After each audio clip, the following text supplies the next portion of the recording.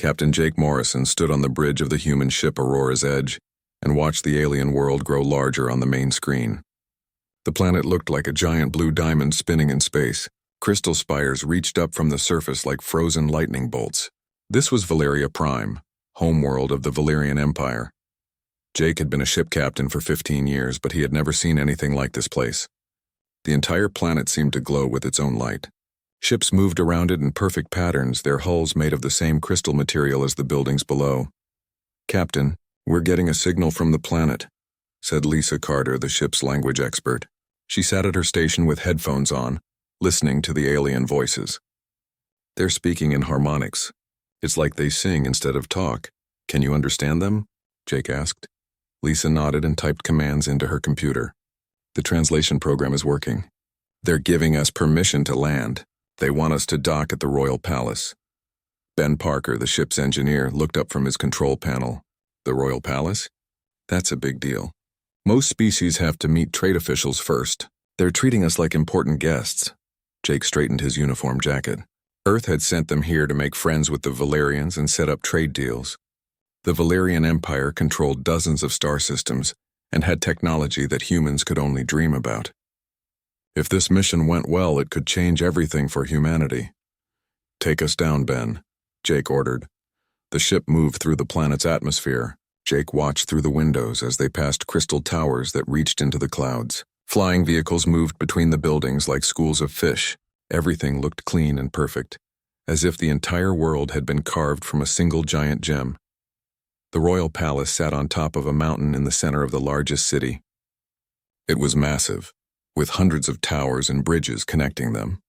Light poured from every surface, creating rainbow patterns in the air around it. They landed on a platform made of smooth white stone. As soon as the engines shut down, Jake could feel something different about this place.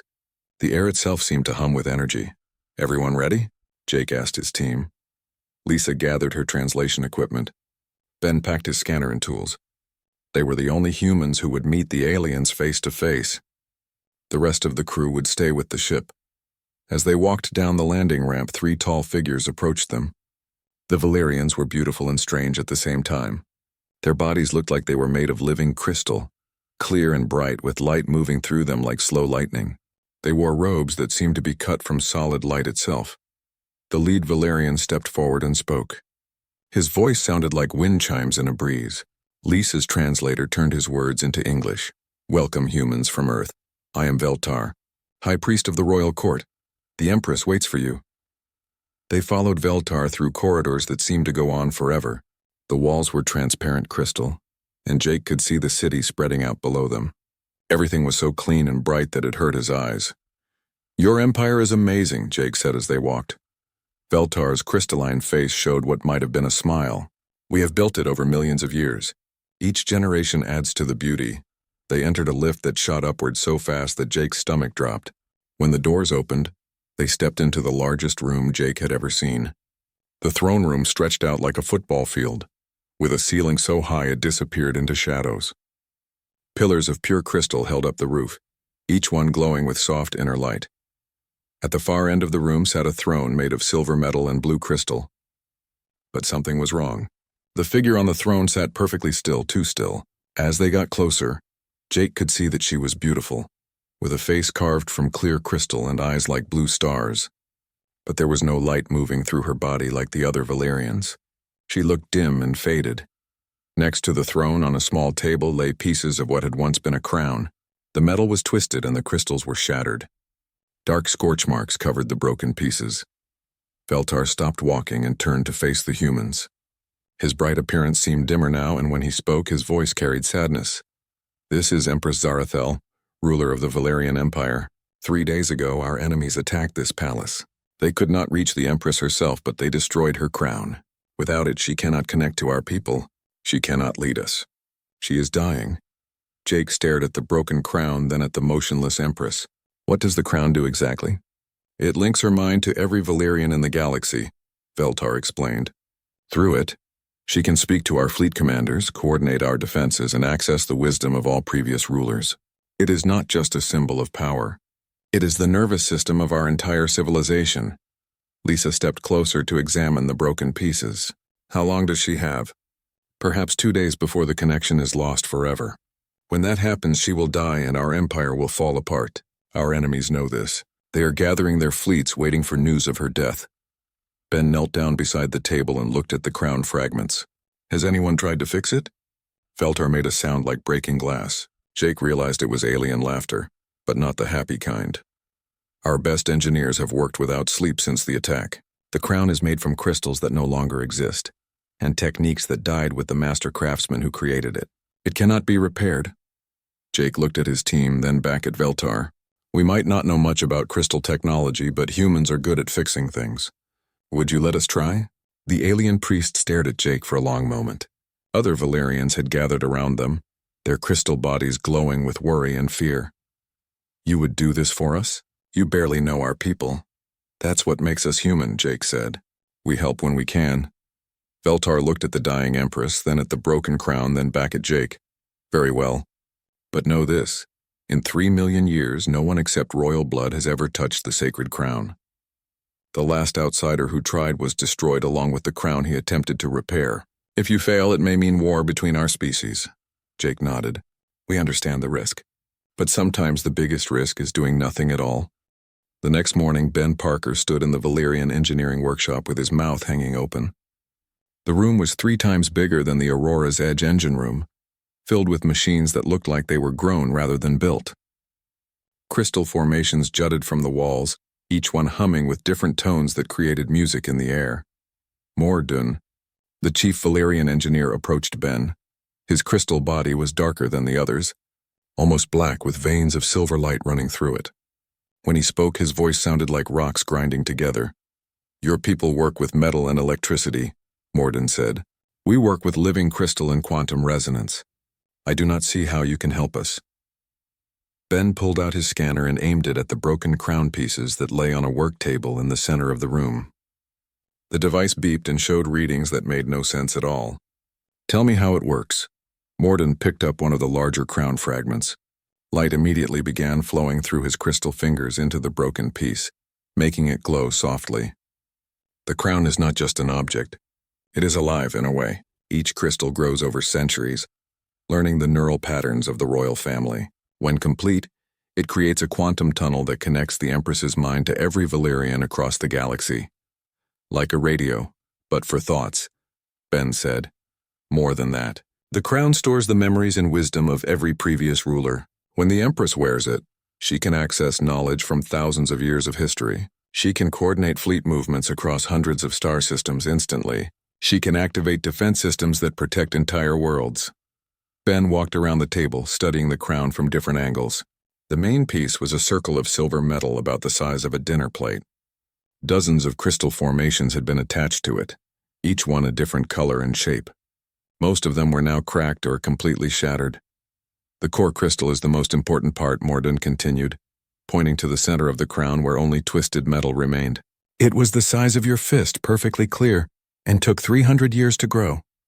It contained the quantum matrix that made all the connections possible. Now it is dust. Ben picked up some of the crystal dust and let it run through his fingers. Under his scanner, he could see that even the tiny pieces were incredibly complex, with structures that existed in multiple dimensions at once. The quantum patterns are still there, Ben said, more to himself than to Morden. They're broken, but the information is still encoded in the fragments. Morden's dark crystal body flickered with surprise. You can read quantum structures? Your species has this technology? Not exactly like yours, but we have quantum computers on Earth. They work with probability and multiple states existing at the same time. Ben pulled up data on his scanner screen. Look at this. The patterns in your crystal are like quantum code, but much more complex than anything we've built. Meanwhile, in another part of the palace, Jake Morrison was learning about the political situation. Captain Lisa Carter translated as Veltar explained what would happen if the Empress died. Our enemies are called the Shadowkin, Veltar said. They are an old race that lives in the dark spaces between stars. For 1,000 years they have tried to conquer our empire. The only thing stopping them is our unity and coordination. They stood on a balcony overlooking the Crystal City. In the distance, Jake could see Valerian ships moving in perfect formation through the sky. Each movement was precise and coordinated like a dance. Without the crown, our fleet commanders cannot communicate instantly across space, Veltar continued. Our defense systems will shut down. Each world will be alone, and the Shadowkin will destroy us one by one. How many Shadowkin ships are there? Jake asked. Our scouts report at least 10,000 vessels gathering at the edge of our territory. They are waiting for confirmation that the Empress is dead. Lisa looked up from her translation device. 10,000? How many ships do you have? Across all our worlds? Perhaps 20,000, but scattered and unable to coordinate without the crown. We cannot stand against them. Jake thought about Earth's small fleet of exploration and defense ships. Humanity had maybe 100 vessels that could fight in space. The scale of this war was beyond anything humans had ever faced. That afternoon, Ben returned to the Aurora's edge to study the crown data. He spread holographic displays across the ship's workshop, showing the quantum patterns from every fragment. It's like a three-dimensional puzzle, he explained to Jake and Lisa. But each piece exists in 11 dimensions, and some of the pieces are scattered across quantum probability states. In simple terms, Jake asked, imagine trying to rebuild a computer that's been blown up, but half the pieces are invisible and the other half are in different universes. Ben rubbed his eyes. He had been working for 12 hours straight. The Valerians are right. With their technology, it's impossible to fix. But not with human technology? Lisa asked.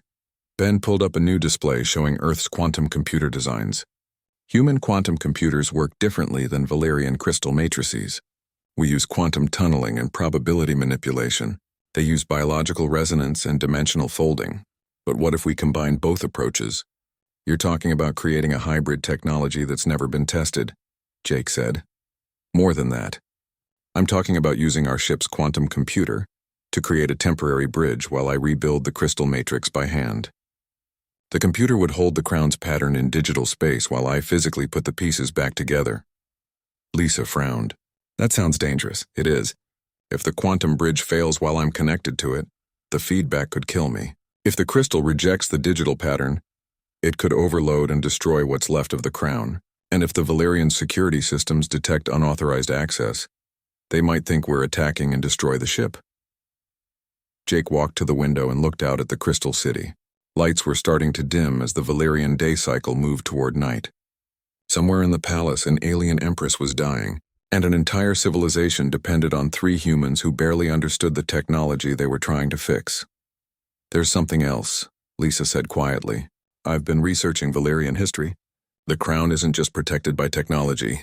It has quantum security that destroys anyone who touches it without royal blood. 3,000 years ago, a Valerian engineer tried to repair a damaged crown. Both he and the crown were vaporized instantly.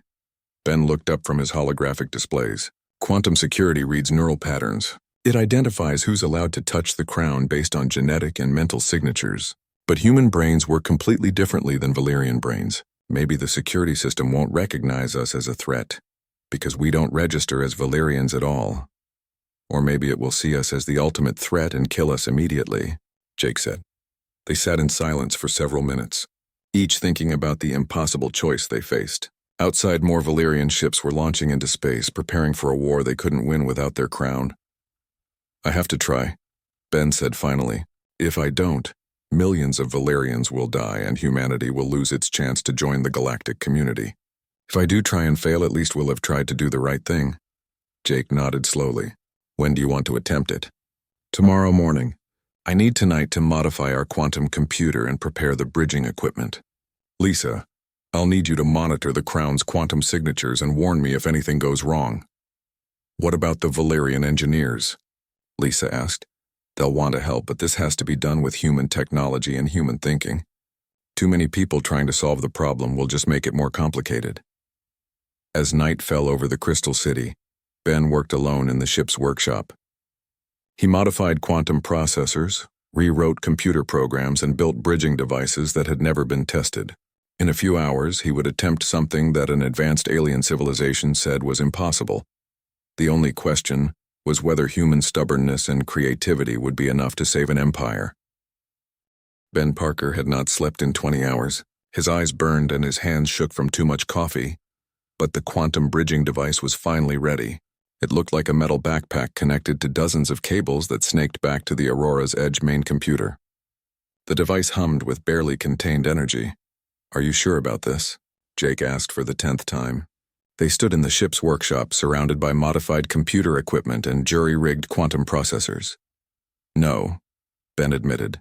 I'm not sure about anything, but I've run every simulation I can think of, and the math says it should work. He picked up the crown fragments and placed them carefully in a specially designed work area. The quantum computer will create a digital copy of the crown's original pattern. When I activate the bridge, it should overlay that pattern onto the physical fragments and guide me as I rebuild the crystal matrix. Lisa checked her monitoring equipment one more time. The Valerian security systems are still active around the crown. If they detect what you're doing as an attack, they'll activate automatically. That's why we're doing this in the ship instead of the palace, Ben said. Our hull will contain any explosions, and maybe the distance will reduce the security system's sensitivity. Through the ship's windows, they could see activity increasing around the palace. More Valerian ships were launching every hour, moving into defensive positions around the planet. Word had spread that the Empress was dying, and the entire empire was preparing for war. Ben strapped the quantum device to his back and connected the neural interface cables to his forehead. The moment the connection activated, information flooded his brain. He could see the crown's quantum pattern as clearly as if it were a blueprint, with every crystal formation mapped in 11 dimensions. Connection established, he said, his voice sounding distant and electronic through the neural link. Beginning reconstruction sequence. He picked up the largest crown fragment and held it in both hands.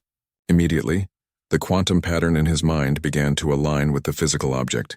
He could see exactly where each piece belonged and how the crystal structures needed to connect. The work was like surgery and construction at the same time. Ben's hands moved with impossible precision, guided by the digital pattern flowing through his brain. He fused crystal fragments using quantum resonance, rebuilt metal connections using molecular manipulation, and grew new crystal formations using techniques that no human had ever learned. Quantum coherence at 60%, Lisa reported. The pattern is stabilizing, but there's massive feedback coming through the neural link. Ben's face was pale and sweat ran down his forehead, but he kept working. Each connection he made sent waves of energy through his body. The crown was fighting the reconstruction, trying to reject the alien patterns being forced into it by human technology. The security system is activating, Lisa said, alarm in her voice. It's detecting unauthorized access. Let it come, Ben said through gritted teeth. I'm not Valerian, so it can't identify me as authorized or unauthorized. I'm a quantum ghost as far as the crown is concerned. In the palace, alarms began to sound. Veltar and other Valerian officials rushed to the throne room, where monitoring equipment showed impossible readings from the crown fragments. Energy signatures were spiking beyond anything they had ever measured. What are the humans doing? Demanded General Kethvar, the Valerian military commander. His crystal body was deep red with anger and fear. They are destroying what remains of the crown. Veltar studied the readings more carefully. No, look at the quantum patterns. They are not destroying. They are rebuilding. But how is this possible? It is not possible, General Kethvar snapped. No one can repair the sacred crown. They must be stopped. If we interrupt them now, any chance of success will be lost, Veltar said. The Empress approved this attempt. We must let them continue. Back on the Aurora's edge, Ben was reaching the most difficult part of the reconstruction. The core crystal had been completely destroyed, existing now only as quantum dust and digital patterns. He had to rebuild it from nothing, using human quantum technology to create something that had never existed before. Neural feedback is reaching dangerous levels, Lisa warned. Your brain activity is spiking into areas we've never seen before. I can handle it, Ben said, but his voice was strained and his hands were shaking. The quantum bridge was forcing his human brain to think in ways it was never designed for, processing information across multiple dimensions and probability states. He began shaping the new core crystal using pure quantum manipulation. The material formed slowly in his hands, growing from probability into reality. It was beautiful and terrifying at the same time. A perfect crystal that seemed to contain infinite depth and complexity. Something's wrong, Lisa said suddenly. The Valerian ships around the palace are moving. They're taking aggressive positions. Jake activated the ship's communication system and heard angry Valerian voices on multiple channels. They think we're attacking. Some of their military commanders want to destroy us before we can complete whatever they think we're doing. How much more time do you need? Jake asked Ben. 10 minutes. Maybe 15. The core crystal is almost complete, but I need to integrate it with the rest of the crown structure. We might not have 15 minutes. Through the ship's windows, they could see Valerian military vessels moving closer. Their crystal hulls glowed with weapon systems charging for combat. Captain Morrison. The ship's communication system crackled with Veltar's voice. You must cease your activities immediately. Our military believes you are attempting to destroy the crown completely. They will fire on your ship if you continue. Jake grabbed the communication device. We're not destroying anything. We're trying to save your Empress. I believe you, but others do not. General Kethvar has convinced the Royal Council that no alien species could possibly repair what our best engineers cannot. He says you must be Shadowkin agents sent to complete the crown's destruction. Ben's hands were glowing now. Quantum energy flowing between his fingers as he made the final connections in the crown's crystal matrix. The neural interface was overloading his brain with information, but he pushed through the pain and confusion. 90% completion, he announced. The quantum patterns are synchronizing. The core crystal is accepting the matrix integration. Outside, the first Valerian ship fired a warning shot that lit up the sky beside the Aurora's edge. More ships were moving into attack formation. Ben, we need to go. Now, Jake said. 2 more minutes. The crown needs 2 more minutes or all this work will be wasted. Lisa was monitoring both the crown reconstruction and the approaching ships. The Valerians are charging their main weapons. If they fire, our shields won't protect us. Ben made the final connection and the crown blazed with light so bright it filled the entire workshop. The quantum pattern in his mind suddenly snapped into perfect alignment, and he felt a connection form that reached across space to touch the dying Empress in her palace throne room. For just a moment, Ben Parker's human consciousness was linked to the Valerian collective, and he felt the minds of millions of crystal beings across dozens of worlds. Their fear, their hope, their desperation, it all flowed through him like a river of living thought. Then the connection stabilized and focused back on the crown. The reconstruction was complete. Ben collapsed, the neural interface shutting down automatically as his brain reached its absolute limit. The crown sat on the work table, whole and perfect, glowing with inner light that pulsed like a heartbeat. It's done, Ben whispered before passing out. Jake grabbed the crown and ran for the ship's exit. Lisa, tell the Valerians we're bringing them their crown, and tell them if they shoot us now, they'll destroy the one thing that can save their Empress. As the Aurora's edge landing ramp lowered, Jake could see Valerian soldiers surrounding the ship with weapons drawn, but Veltar was pushing through their ranks, his crystal body blazing with excitement and hope. You succeeded? The alien priest asked as Jake carried the glowing crown down the ramp. Ben succeeded, Jake corrected. Now let's get this to your Empress before those ships decide we're still a threat. Together, human and alien ran toward the palace, carrying between them the impossible solution to a problem that should have had no answer. The sacred chamber beneath the palace had never held so many people at once. Valerian guards lined the crystal walls, their weapons ready but lowered in confusion. Royal advisors whispered among themselves in harmonics that created strange music in the air. Human and alien technology filled the space as Lisa Carter monitored the quantum readings from the reconstructed crown. Empress Zarathel lay on a floating crystal bed in the center of the chamber. Her condition had grown worse during the hours Ben had worked on the crown. The light that should have flowed through her crystal body was barely visible now, like the last embers of a dying fire. Her breathing was shallow and her eyes remained closed. Jake Morrison held the glowing crown carefully in both hands. It was heavier than he had expected and warm to the touch. Energy pulsed through the crystal formations like slow lightning, creating patterns that hurt to look at directly. The quantum signature is perfect, Lisa reported from her monitoring station. All the original patterns are restored, and there's something new integrated into the matrix. Ben somehow added human computational algorithms to the Valerian consciousness network. Veltar approached the crystal bed where the Empress lay dying. Your engineer, Ben Parker, where is he? Still unconscious on our ship, Jake said. The neural feedback from the quantum bridge nearly killed him. Our doctor is watching over him. General Kethvar stood nearby, his red crystal body flickering with suspicion and anger. This could be a trick. How do we know the crown has not been sabotaged? How do we know these humans are not Shadowkin agents? Because if they were Shadowkin, The crown would have destroyed them the moment they touched it, Veltar replied. The quantum security system cannot be fooled or bypassed. Yet these humans not only survived contact with the sacred crown, they repaired it. The chamber fell silent as Veltar lifted the crown from Jake's hands. The moment his crystal fingers touched it, light blazed between them. The crown responded to Valerian neural patterns immediately, its glow increasing until the entire chamber was filled with rainbow light. "It is real," Veltar whispered. "The consciousness matrix is not only restored, it is enhanced. I can feel connections forming across the galaxy that were lost when the original crown was damaged." He carried the crown to the Empress's bedside. Her crystal body was so dim now that she was almost invisible against the crystal bed. Her breathing had nearly stopped. "If this does not work," General Kethvar said quietly, "she will die in the next few minutes. And if the crown has been altered in any way that damages her mind, you humans will answer for it with your lives." Jake met the alien general's multifaceted gaze without flinching.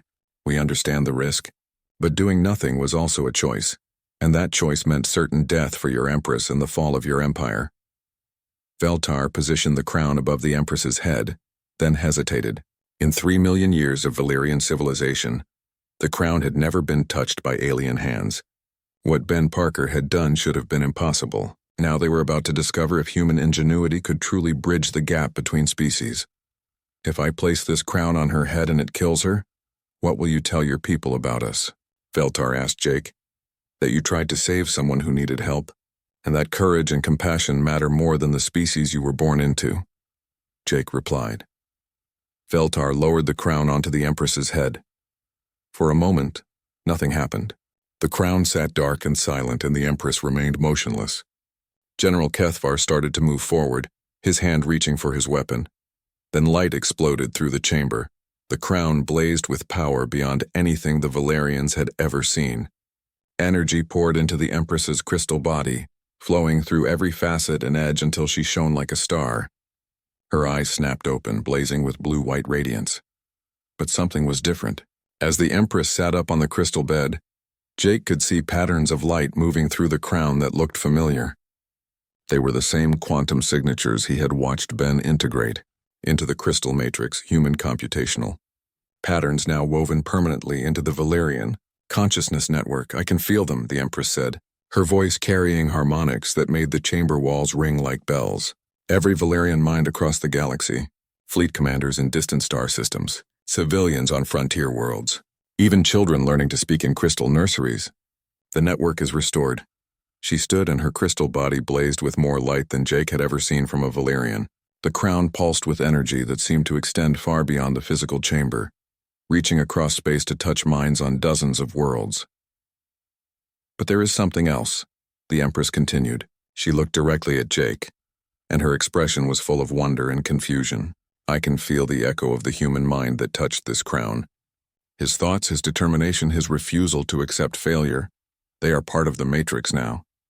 Lisa's monitoring equipment was showing readings that made no sense. The quantum network is expanding beyond its original parameters. The crown isn't just connecting Valerian minds anymore, it's creating new types of connections. General Kethvar stepped forward, his suspicion replaced by amazement. "New connections? What do you mean?" The Empress touched the crown with one crystal finger, and her eyes closed as she accessed the vast network of consciousness that now spread across the galaxy. "When the human engineer rebuilt our crown, he did not simply restore what was lost. He added something of his own species, the ability to think in ways we never could, to see solutions we never imagined."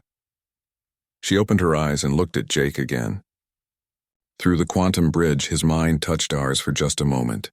But that moment was enough to create permanent changes in the consciousness matrix. The crown now carries human innovation alongside Valerian wisdom. Suddenly, alarms began sounding throughout the palace.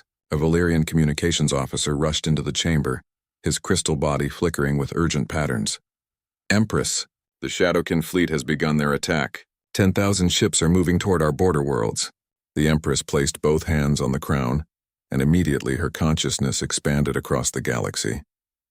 Through the quantum network, she could see the battle forming at the edge of Valerian space. Shadowkin vessels, dark and twisted like living nightmares, were advancing on 3 separate fronts. "Coordinate all fleet movements through the crown network," she commanded. Activate planetary defense systems. Prepare for full-scale war. But as she accessed the Crown's enhanced capabilities, she discovered something remarkable. The human computational algorithms that Ben had integrated into the Matrix were showing her tactical possibilities that no Valerian mind had ever conceived. Battle strategies that used deception and improvisation instead of just overwhelming force.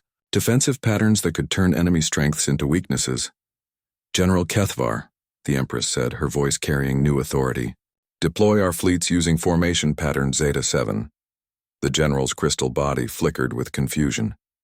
Empress, there is no formation pattern Zeta 7 in our tactical database. There is now. The Crown is showing me strategies that combine Valerian coordination with human creativity. We will defeat the Shadowkin not just with superior numbers, but with tactics they have never seen before. As the Empress began coordinating the defense of the Empire, Jake realized what Ben had truly accomplished. He had not simply fixed a broken crown, he had created something entirely new. A fusion of human and alien thinking that was greater than either species could achieve alone. Through the chamber's crystal walls, Jake could see Valerian ships launching from the palace spaceport. But instead of the rigid formations he had observed before, they moved in fluid patterns that seemed almost organic. Human unpredictability had been added to Valerian precision, creating something that was beautiful and deadly at the same time. The battle for the Valerian Empire was about to begin, and for the first time in 1,000 years, the Shadowkin were going to face an enemy they could not predict or understand. 3 days after the crown was restored, the war was over. Jake Morrison stood on the palace balcony watching Valerian celebration ships fill the sky with patterns of light. The battle had been unlike anything in galactic history. Valerian fleets had used tactics that confused and overwhelmed the Shadowkin forces. Unpredictable maneuvers, false retreats, and coordinated strikes that came from directions the enemy never expected. The Shadowkin, who had spent 1,000 years learning to counter Valerian military strategies, found themselves fighting an enemy that no longer behaved like Valerians at all. Within 48 hours, their massive invasion fleet was scattered and retreating into the dark spaces between stars. Your engineer is awake, Veltar said, approaching Jake from the palace interior. The Empress wishes to see him. They found Ben Parker sitting up in a medical bed in the palace healing chamber. His face was pale and there were dark circles under his eyes, but he was alert. Lisa Carter sat beside him, updating him on everything that had happened while he was unconscious. You missed the biggest space battle in galactic history, Lisa said with a smile, and it was one using strategies that your quantum bridge created. Ben rubbed his temples. I remember touching the Crown network for a moment. It was like having my brain connected to millions of other minds at once. I thought it was going to kill me. It nearly did, Jake said. But in that moment of connection, you changed everything. The Crown doesn't just work the way it used to, it works better. Empress Zarathel entered the chamber and Ben tried to stand up. She gestured for him to remain seated, then approached his bedside. Her crystal body blazed with health and power, and the crown on her head pulsed with complex patterns of light. Engineer Parker, she said, her voice carrying harmonics that seemed to resonate with the crystal walls themselves. Do you understand what you have accomplished? Ben shook his head. I just tried to fix your crown. Everything else was accidental. The Empress touched the crown with one finger, and immediately the chamber filled with holographic displays showing star charts, fleet positions, and tactical data. When you rebuilt the sacred crown, you did not simply restore our ancient technology. You created something entirely new, a fusion of human innovation and Valerian wisdom that is greater than either could achieve alone. She gestured to the holographic displays. For 3 million years, our empire has protected this galaxy through superior coordination and overwhelming force.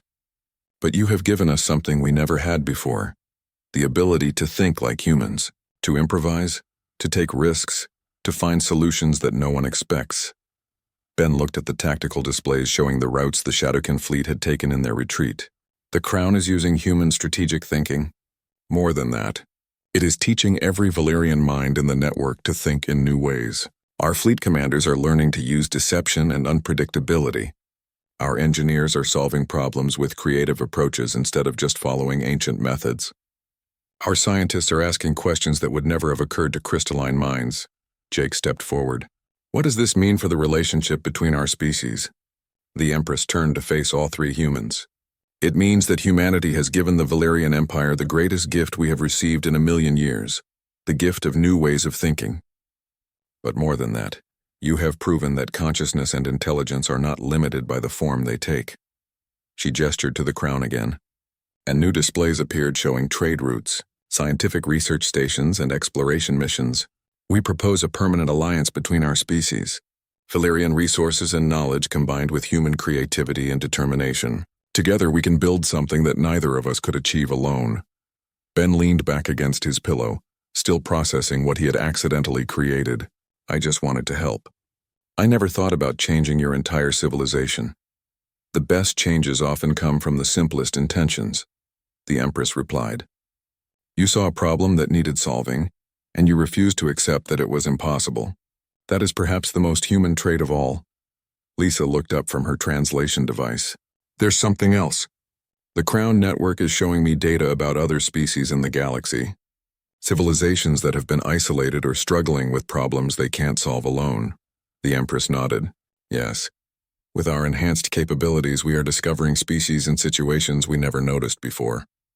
The human approach to problem solving, trying things that seem impossible, combining different technologies in new ways, refusing to give up, could help many others. Jake thought about Earth and the small human fleet that was still learning to explore beyond their home system. You're talking about humans becoming part of something much larger than just trade agreements. We are talking about humans becoming partners in building a better galaxy. Your species brings something unique to the galactic community, the willingness to attempt the impossible and the creativity to succeed where others fail. General Kethvar entered the chamber. His red crystal body, now flickering with what Jake had learned, was the Valerian equivalent of a smile. The Shadowkin have sent a message requesting peace negotiations. In 1,000 years of warfare, they have never asked for peace. They say they no longer understand how to fight us. The Empress laughed, a sound like crystal bells in the wind. They spent centuries learning to predict and counter our tactics. Now they face an enemy that combines Valerian coordination with human unpredictability. It must be very frustrating for them. Ben sat up straighter in his bed. What happens next? Next, you recover from your injuries while we prepare for a new era, the Empress said. The Crown Network is already beginning to teach Valerian minds throughout the Empire to think in human ways. Soon, every Valerian will carry some trace of human creativity and determination in their consciousness. She paused and looked directly at Ben. But you should know that this change goes both ways. The quantum bridge that connected your mind to our network left traces of Valerian wisdom and patience in your human brain. You will find that you understand crystalline mathematics and quantum resonance in ways no human ever has before. Ben blinked and suddenly realized he could see the quantum patterns flowing through the crystal walls around them. Mathematical equations that described 11-dimensional space seemed as simple as basic arithmetic. That's impossible. No, the Empress said with gentle authority. That is evolution. Not biological evolution, but the evolution of consciousness itself. You have shown us that the barriers between species are not as absolute as we believed. Intelligence can be shared, creativity can be taught, and wisdom can bridge any gap. Jake looked out through the crystal walls at the celebration ship still dancing in the sky. So what do we tell Earth about all this? We tell them that humanity has found its place in the galaxy, the Empress replied. Not as a junior species learning from older civilizations, but as partners bringing unique gifts to a community of minds that spans the stars. She touched the crown one final time, and for a moment Jake could swear he felt something, a brief connection to the vast network of consciousness that now carried traces of human thought across dozens of worlds. Engineer. Parker fixed our broken crown, the Empress said, her voice carrying across the quantum network to every Valerian mind in the galaxy. But in doing so, he reminded us all that the most powerful repairs come from the most unexpected hands. Today, humanity and the Valerian Empire begin a partnership that will reshape the galaxy. Tomorrow, perhaps other species will learn that impossible is just another word for a problem that hasn't been solved yet. As Ben Parker fell asleep in the alien healing chamber, his dreams were filled with visions of crystal cities and quantum networks, of starships moving in patterns that no human had ever imagined. and of a future where the barriers between species were just memories of a more limited time. He had fixed a broken crown, but in return, he had gained something infinitely more valuable, proof that no problem is truly impossible when different minds work together to find a solution. The galaxy would never be the same.